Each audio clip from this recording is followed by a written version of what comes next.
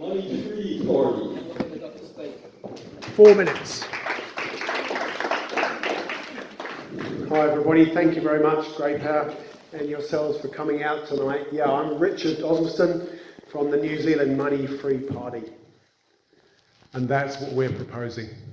To solve all these problems that we are so aware of, we abandon the monetary system entirely.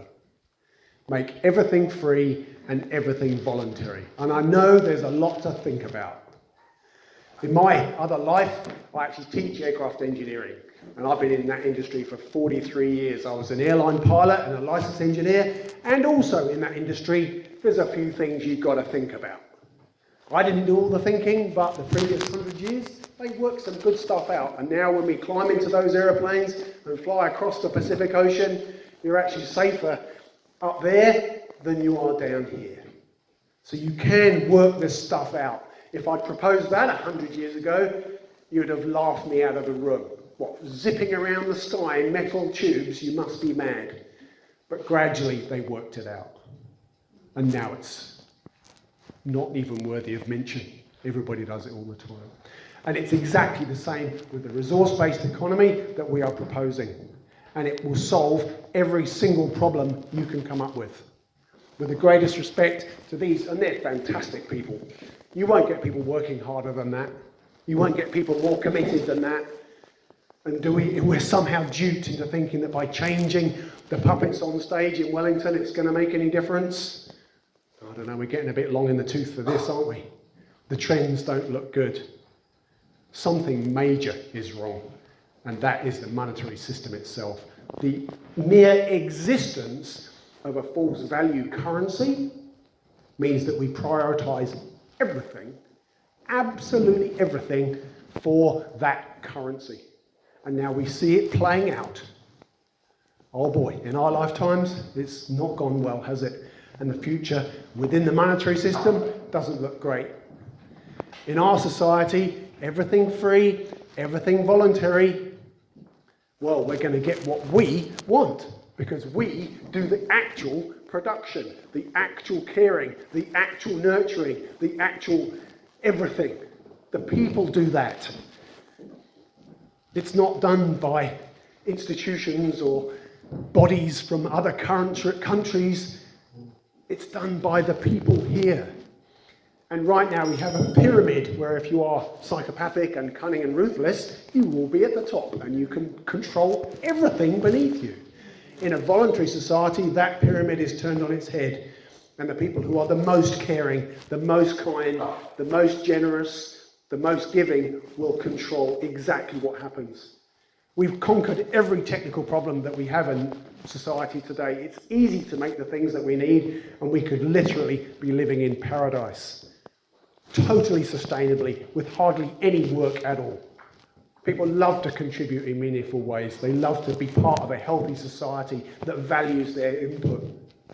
And if nobody will do a particular task, then don't do it. It's obviously not important. And that's the future we're looking at. These are great people. I don't want to go to Wellington. Let them go to Wellington.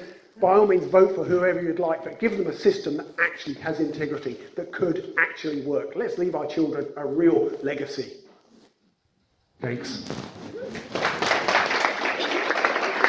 You must be next. Leave it on the stand there. Leave it on the stand. Jake, does it?